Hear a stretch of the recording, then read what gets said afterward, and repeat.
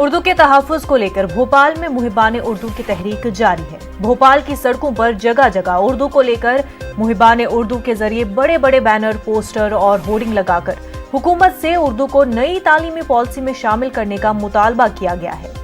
Banner और poster में लिखा गया है कि मैं उर्दू हूँ, भारत की बेटी हूँ, मेरी हिफाजत कीजिए। मुहिबान उर्दू का कहना है कि जो लोग उर्दू के सेमिनारों में उर्दू को मोहब्बत की जबान करार देते हैं, वही लोग अमली तौर पर उर्दू को उसका हक देने के लिए तैयार नहीं है।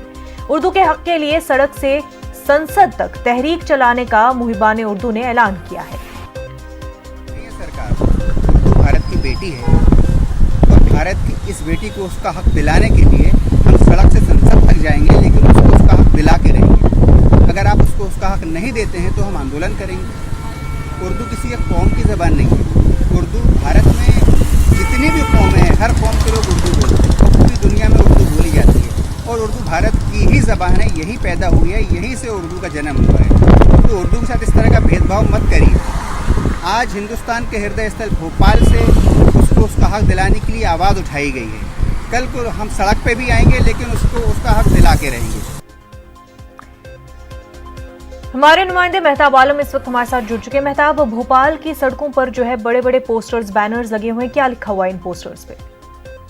मुनज़्ज़ा, इस पे जो लिखा हुआ है कि मैं उर्दू हूँ, भारत की बेटी हूँ, क्योंकि नई तालीमी पॉलिसी में जिस तरह से उर्दू को शामिल नहीं किया गया, उस मुतालबे को लेकर कुछ दिन पहले भी डेली रस्किन ने खबर दिखाई थी। उसी का सिलसिले की अगली कड़ी है कि मुहिबान उर्दू ने तहरीक शुरू की और जिस रास्ते पर ये होर्डिंग पोस्टर लगाए गए हैं, ये भोपाल का वीआईपी रोड कहलाता है, जहाँ से वीआईपी मूवमेंट की होता है, सीएम जाते हैं, चीफ सेक्रेटरी वगैरह तमाम लोग इसी तरह से गुजरते हैं।